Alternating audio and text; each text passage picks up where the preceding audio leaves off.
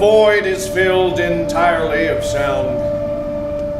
A billion frequencies, a discordant wall of noise. And there comes a time when each frequency becomes self-aware and longs for harmony. It must become human and set out on the road. It grows a beating heart, a fragile body, and a brain filled with questions only it can answer. What is life?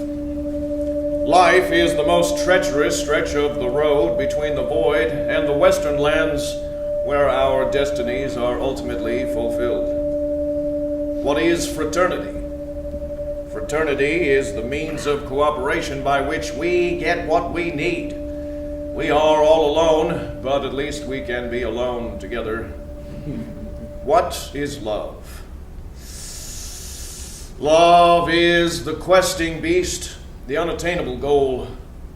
One wonders if such a thing can truly exist when every heart has its own frequency and speaks a language known only to itself.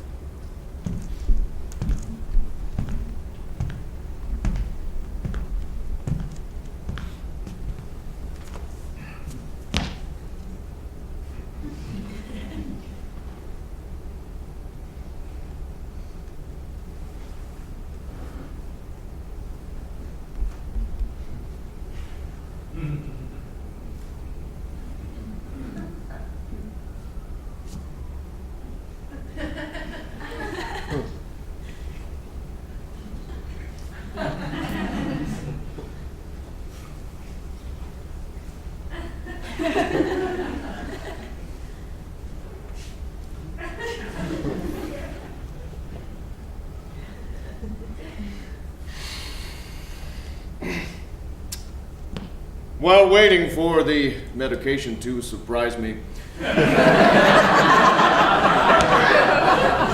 amused myself by thinking back to a recent pharmaceutical holiday I took to an alternate reality wherein Auschwitz was an ostrich farm and the civil rights movement succeeded in dismantling all forms of centralized government.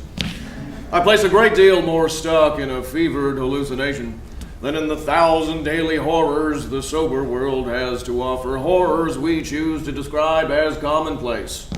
That's life, we say, as poor Billy is run over by a monstrous truck carting delicious pigs to the slaughter. But this, of course, is the only sane reaction to an insane world.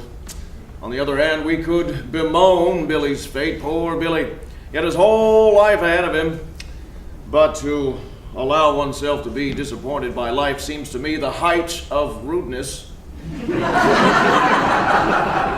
How should we place any expectations on life when life has no expectations of us? 1 billion years of organisms failing to achieve their full potential has created a universal context of absolute failure, allowing you to indulge guilt-free in a meaningless existence comprised entirely of short-term goals. So drink up, get numb, kick up your heels, smash your clock into the 86,400 pieces it wants to be. Take your car for a walk. Ride the dog to work and fuck it while you're there. Poke holes in anything that believes itself to be intact. Be skeptical enough that you can walk through walls. Take your medication with a grain of salt. Open wide and say, ah, ah, ah, ah, ah,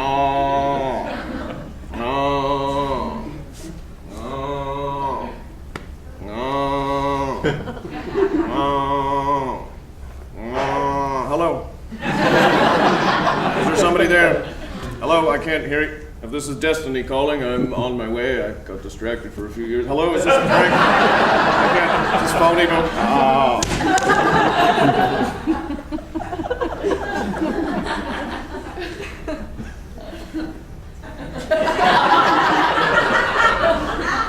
Thought I told you never to come back around here.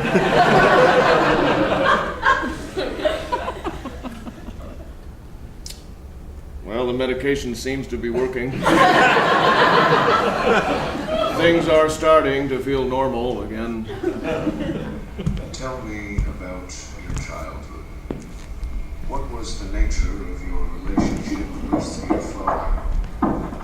Why did you return to St. Louis? Tell me about the boy without a finger. What do you like? I had a normal childhood in St. Louis, filled with the respectful distance one would expect from parents descended from proper English gardening stock.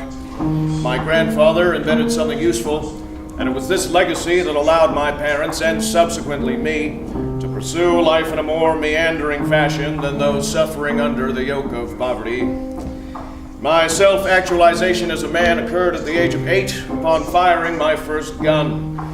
I attended a school in Los Alamos where I developed a socially unhealthy attachment to a specific boy and a socially irrelevant antipathy toward horses.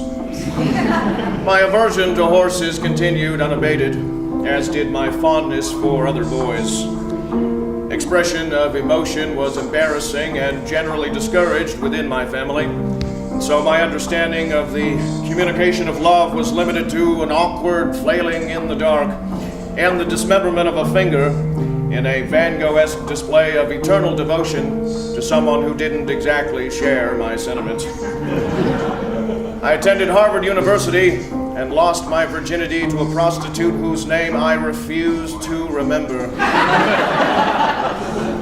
I believe mankind to be a species of unbelievable power that bends its mighty will toward its own extinction, and to this end will be wholly successful if current trends are maintained with any degree of commitment.